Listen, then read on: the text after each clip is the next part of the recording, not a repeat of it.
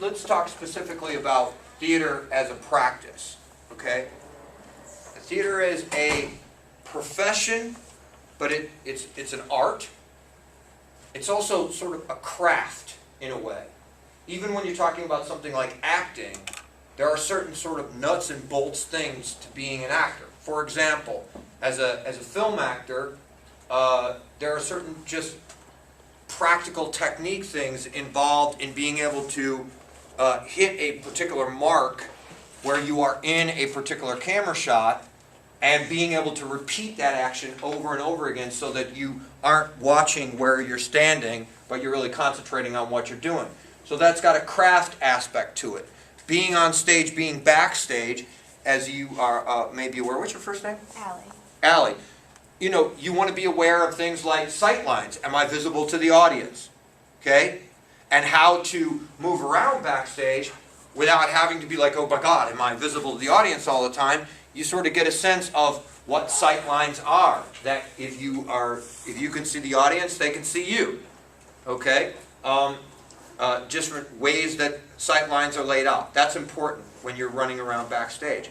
Your ability to project your voice in an auditorium or outside is important. Okay? Because a big part of the theater is being able to hear. A screenwriter once said to me that films are 80% visual and 20% audio, and theater is 80% audio and 20% visual. Well, that makes sense because you're further away from the action, generally speaking, in the theater, so what you're hearing is much more important. And film stories, most of the time, are designed to be able to be understood even with the sound off. So like a good movie, you can, certainly most action movies, you can follow what's happening and you can test it sometime. Just turn the sound off on an action movie that you pull up on Netflix sometime that you're not that interested in. And see if you can just tell what's going on even with the audio off. You probably will have no problem following the action because movies are stories that are told visually. Theater is a story that is told through audio, through the telling. Okay? Yeah, physical is important. You're watching people's behavior. That's cluing you into what's going on. But again, you're selecting what you're looking at. So as a playwright, if I'm creating a play, I can't count on you looking at her at that particular moment. Okay? So she needs to say, to a certain extent, what's going on in order for me to be sure that you got the story. So if there's a story point, it's probably going to be verbal in the theater. Does that make sense? Okay? Something as subtle as just, what's your first name? Kara. Kara. Kara sort of shooting a look at Amanda. Amanda. That's something we would pick up in a movie because we would just zoom in and this would be a close-up on Kara. Is Kara right? Yep. And all of a sudden she'd shoot a look over at Amanda. And if when that came, in the sort of theory of A plus B equals C, I say something to Kara, it kind of makes her uncomfortable. All of a sudden she looks at Amanda and there's that sort of knowing look. Was that something that he shouldn't have said? And then she looks back at him and we track that. They don't have to say it, but we still get the story. Okay? This guy's a goofball. Okay? It adds up to that. All right? But if we can't count on the audience's attention being on Kara at that moment because we haven't selected what the audience's attention is on, then all of a sudden somebody has to say something in order for that story point, for us to be sure that the audience got that story point. Does that make sense? Where am I going with this? The medium is a little less manipulative because of that. Okay? Meaning you're making quite a bit more of the decisions in the theater. Okay? In film, if I am showing you this close-up, or maybe, whatever, if I want to get graphic about it, his buttock or whatever it is, to sort of titillate you or to horrify you or whatever it's going to be. That's really sort of spoon-feeding it to you. Okay? Whereas in a theater, you get to take away a lot more of the experience on your own. you could go through a play really much more focused, say, there could be two characters that have even amount of time, Kara and Amanda. They might have two very different perspectives. In a movie, you're not going to get an equal amount of time of Kara and Amanda. You're going to get where the director wants your attention. Okay? You won't know what Amanda's doing because the shot, Amanda could be standing there, but we're looking at Kara. In the theater, you could turn your attention more to just Amanda if you wanted to. And really follow her, even when she wasn't talking. Even when she wasn't the focus, quote unquote. So like a book requires more imagination from you than a play, and maybe more imagination than a movie, a play requires somewhat more imagination, just even if everything else is equal. Even if the sets are totally natural, the costumes are totally natural, all the sound effects are totally natural. It takes place in a classroom, it looks exactly like a classroom, it wouldn't be any less real than a movie. It still is more, you have more control over the experience in a play. And that may be a good thing or not, depending on how tired you are or how interested you are, right? How many people have sat down with a book even though they knew it was a good book and they were just exhausted and they're like, oh, I just need to watch a movie or something tonight. Okay? Right. I mean, you've never had that experience? You're always like, oh, I can read a book anytime, right? Or are you ever exhausted and you're just like, you know what, I just need to check into something that's going to turn my brain off? Okay. That is one of the reasons that the audience will always be a little smaller for something like the theater experience. Just like the audience is going to be a little smaller for going to a live concert as opposed to listening to music. Okay? Because it's just a little bit more effort. So the theater practice, that was a bit of a tangent, but theater practice is about professional people providing that. Now, how many people feel they've been to a professional production of a play? Okay?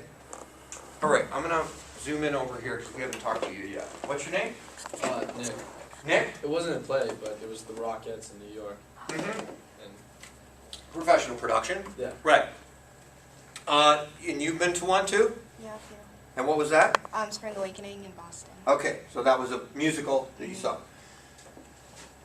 Most people's ideas of theater are formed at your age by non-professional experience. Imagine if you formed an idea of, say, movies and all you'd ever seen was student film. Okay? Or amateur film. You wouldn't think of the medium the same way, right? Because you wouldn't know what the medium could do, because you'd never seen people work in the medium who are 100% dedicated to working in the medium. In other words, all their time is spent creating film or creating theater. And the money wouldn't be the same. Okay? All right? And that's not important to the artist, it's important to you as the person watching it, because obviously it takes resources to create something like Spring Awakening. Okay? You're not going to see a production of Spring Awakening at Bridgewater High School that's going to be the same as what you're going to see on Broadway or the Broadway touring production, and you wouldn't expect that. But if you've never seen anything but high school musicals, your idea of theater isn't quite fully formed yet. Okay? The people that produce this theater, this is sort of a breakdown of the artists and crafts people that are responsible for creating theater. Okay? It begins, again, this paradigm is slightly different for the commercial theater, slightly different. The commercial theater is what I mean is New York, Broadway, off-Broadway. Okay? Those are theaters that need to make a profit. Okay? We make a distinction because nonprofit theater generally is much different in terms of content. It's also much different in terms of the way we think of what we need to get out of a production. Okay? So it's sort of the difference between professional NFL football and farm league football, AAA football. The people that are involved in that football, they're still hard-hitting, great football players. They're still professional. They're still paid. But their objectives are completely different. They're not looking for the huge sponsorship, etc. So the game is very different on that level. Okay? Nonprofit theater mostly people are dedicated to the art of creating the theater. There really is not a huge amount of money, just basically enough money to live on and support themselves. Okay? The artistic director is the person who has the overall vision for the theater. Okay, now this is stuff that's you're gonna find on the test. Okay? They have a vision for what the theater is trying to do in the longer term, not just this season. Okay? They help determine what plays are going to be chosen, and ultimately do determine what plays are going to be chosen for that season. Okay? They oversee artistic choices, so they might hire directors for that season, they might hire lighting designers, etc. They may even get in the business of casting actors, but they're probably not directing every single theatrical choice. The director of a given production directs what goes on in that production, generally speaking. But they do oversee it so that they have a unity of how their plays look, over a period of the season, over a period of years. Fundraising. In the non-professional theater, generally speaking, about 50% of the budget of any nonprofit theater comes from sources other than ticket sales. Meaning grants, private support, public donations, other activities like revenues from doing youth theater, etc. All right? So in other words, doing the production, getting the tickets, that's only paying for half of the production. And that's very different than the commercial theater. The commercial theater must make all of its money from selling tickets, period.